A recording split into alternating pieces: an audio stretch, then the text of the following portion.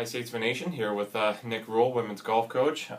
Coach, you had a fun start to the year. You guys have your annual inter-squad scrimmage, and before we get into everything else, let's talk about that a little bit. I know you guys feel really good about it after the last 45 holes. Yeah, it was. We weren't quite sure what to expect when you lose three players, really, that were such a huge part of building the program, and Demi and Natalie specifically, Demi Kutza and Natalie Booten, and then Jing Yang, who played here for 3 years now out of med school. You just, when you lose that type of not only leadership but also just the skill level that they brought to the table, you never quite know what's going to happen. And so I'm a firm believer that cream's always going to rise to the top. So, there was a void there, and some of our girls have really, they recognized that going into the summer, and they worked incredibly hard, and have filled that void very well. I mean, we were really, really impressed with this weekend from a lot of different players. But, if you took our top four scores each, last year we were around a 320, 322 average. If you took our top four scores at Edmondson, we would have shot 314. And if you took our top four scores at the Preserve, which is technically a harder course, we would have shot 307. So,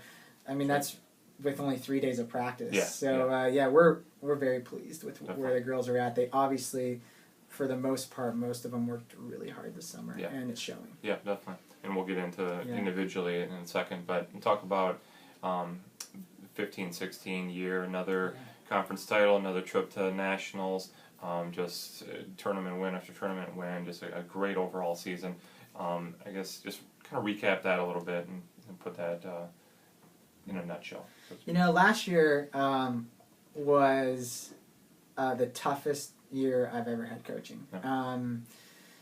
There was expectations, but it wasn't necessarily that. It's just we're in the middle. Last year we were in the middle of a growing pains, or that last year of really, you had that generation of the program that helped us get to that next level, which would be, Demi, Natalie, the Maggie Yangs of the world, all those girls that are now graduated.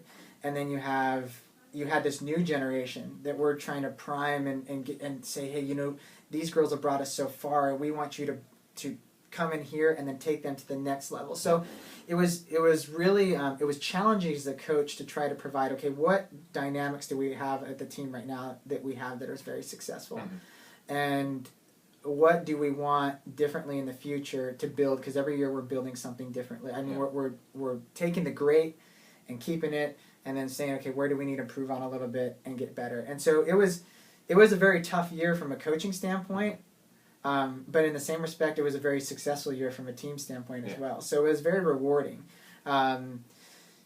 Another conference championship, which, anytime that we can win something for our institution, that's what we're here for. And then also our girls learning along the way, our players learning what it takes to really get to the next level. And, back to nationals, didn't quite play how we wanted to play there, but in the same respect, we only had 2 days. Yeah, the weather was washed out. just horrible. I feel like it was it wasn't a real... you couldn't really say, okay, a 19th place finish last year compared to 12th the year before. You can't really compare the two because just the conditions were so much different. We didn't even get 4 full rounds in, and we're historically very good finishers in long events, and we don't start as well. So we didn't get to finish the tournament really.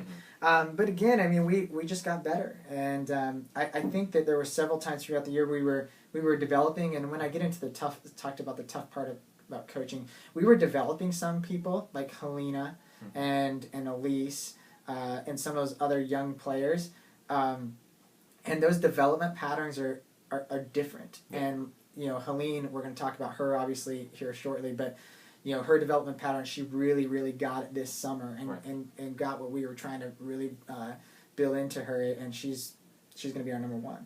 And to where you had Demi and Natalie that were their senior year, they've been around, they know what's going on. And so I don't think we really played our best last year, but we played well enough to continue to compete at the highest level. Definitely. And I think that was the takeaway from last year. And so we're very pleased. Now, what our coaching staff, what we did this summer is we sat down, and for several hours in over the summer, and we sat down at different times and said, okay, we looked at every nook and cranny in the program and said, what do we like that we're doing? what do we think we need improvement on? And we had some very nice philosophical discussions and came up with a very nice structure to where we've made some changes in the program this year that are going to enhance what we do on a day-to-day basis, and we've also kept some of the things that have made us successful in the first place. So we're really, last year was a year of learning and a year of success, but we learned a lot, and we were able to take a lot of what we learned last year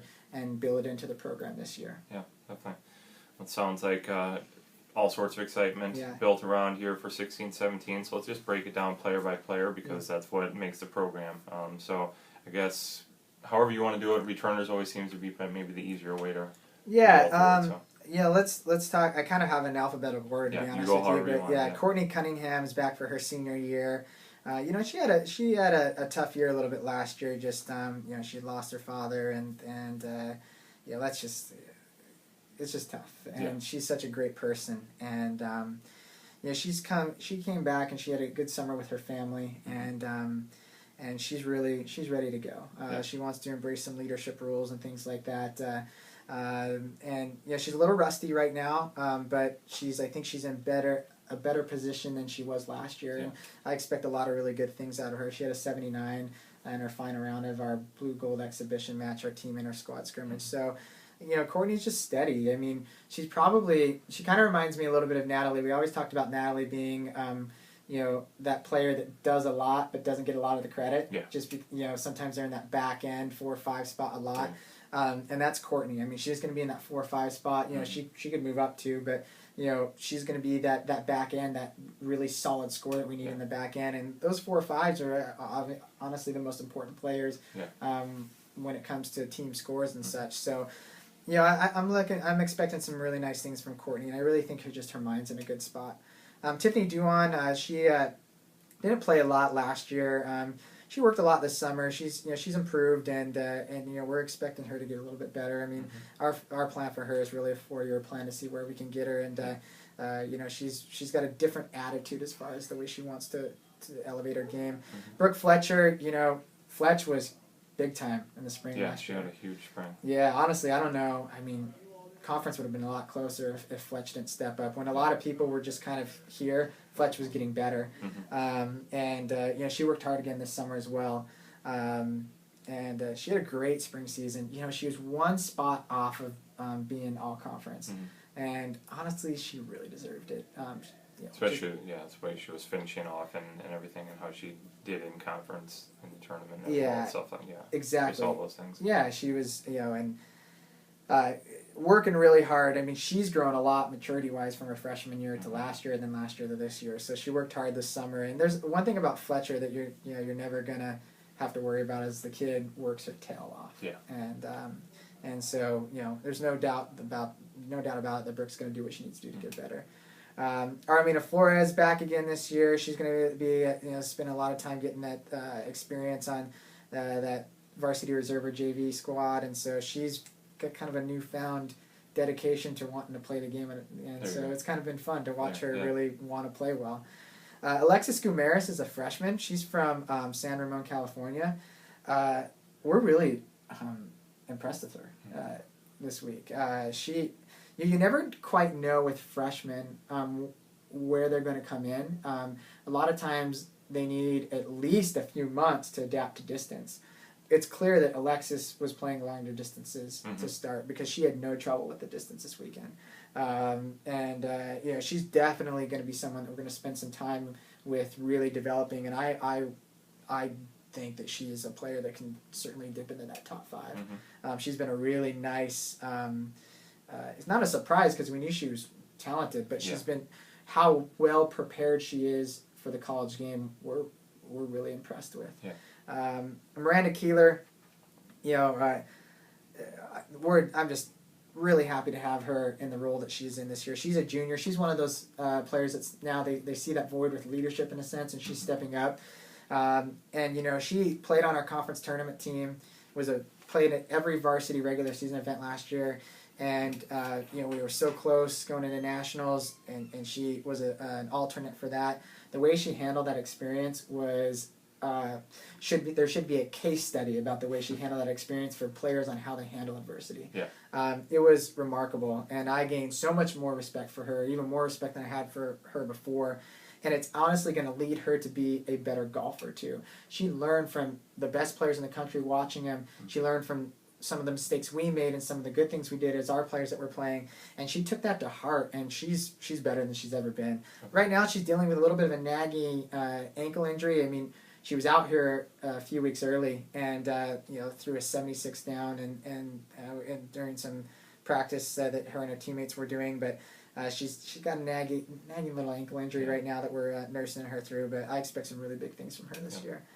Melissa Carey's back again, and she's from Oregon. She learned a lot her freshman year, and we're looking for her to continue to see how much she's going to grow in the game this year, and she's got a lot of upside.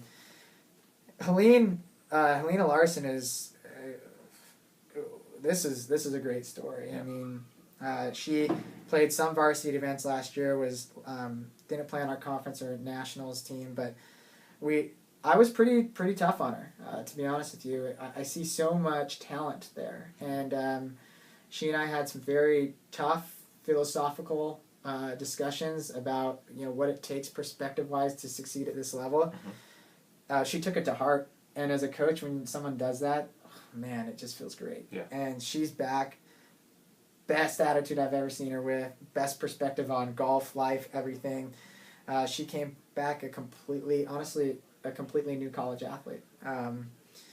She's committed to the thing, and she's going to be our number one. I mean, I'm going to say it right now. She's playing number one this weekend. Yeah, she stepped up big time. We haven't released our roster, but she's going to play number one. Yeah.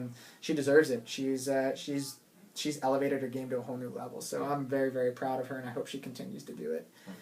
Sophie Lund, another girl from Denmark. Dang, she's back. Worked really hard this summer. She threw down an 80 at the tournament, which was her lowest score in our exhibition match, and she's got so much raw talent. We're just excited to see where she can go.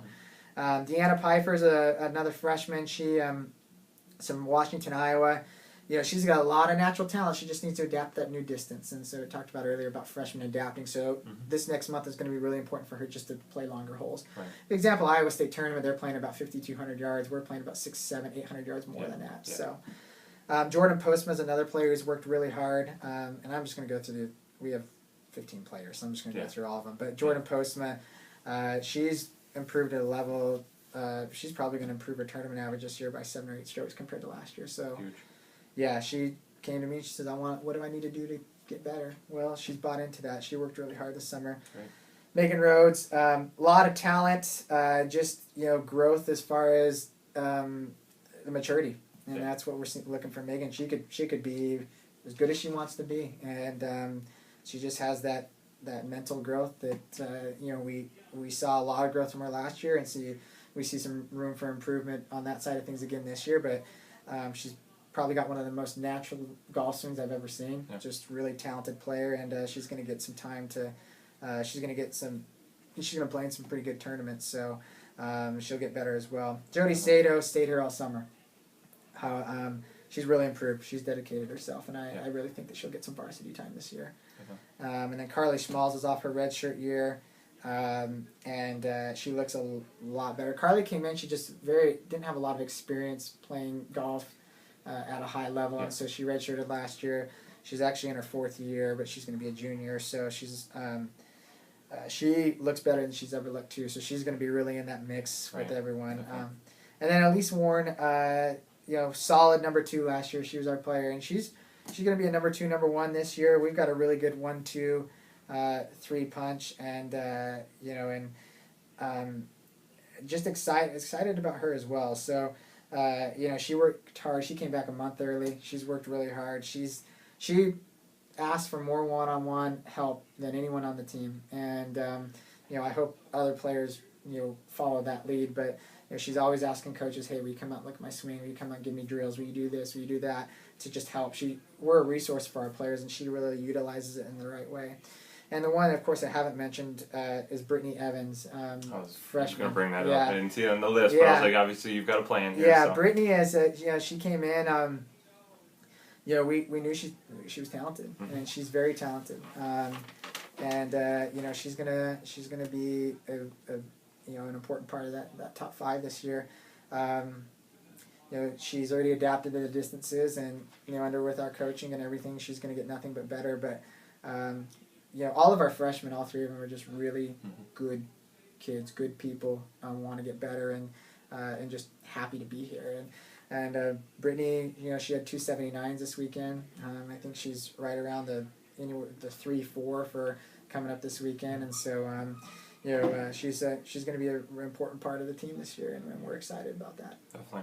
So, kind of like the last few years, a lot of depth there. You guys are 1 down to probably about 10 or 11 people that could step in and at any time probably post a really good varsity score for you. So, a very good problem to have, but it is a problem to have because you got to make sure you get the right 5 in there for any tournament. So, something you guys will figure out through all of the. Lineup decisions aren't easy. They weren't easy last year. They're not going to be easy this year, and. We have a new qualifying system. We're going to use it based more off handicap instead of like actual scores, because if Harvest Point's a little easier than Edmondson. If you're qualifying at Harvest Point, it's not the same. No. So that's part of our changes. And as far when it comes down to lineups, the coaches are going to make the final decision. Yeah. And if there's a course where we don't think if there's between 1 or 2 people, we're going to make, does this fit this person's strengths better? And that's what we have to do with the depth that we have. I mean, we, like you said, 10 or 11 players that really could make a difference on varsity this year, and that's crazy. Well, there's a lot of teams out there that would be very jealous of your situations. They'd love to have the problem of trying to figure out what 5 out of the 10 that you've got there, because a lot of them can't even get the solid 5 that they would like. So. Moving forward, talking about the schedule, you guys are playing in some new tournaments, obviously starting with the Midwest Collegiate coming up this weekend, or actually, Sunday, Monday. So I guess break down your tournament schedule a little bit and talk about the fall. Yeah, so we'll start off at the Preserve, our second home course. We play really well there. Not the deepest field this weekend for us, but it's going to be a good start for us. Again, we haven't had a whole lot of time to figure out where everyone's at, so basically we're going to play 2 really strong teams. They'll play a 3rd team as well, but we're just excited to get back out there. The way we have our schedule throughout the rest of the year is that a lot of times we took two teams to a lot of different tournaments last year.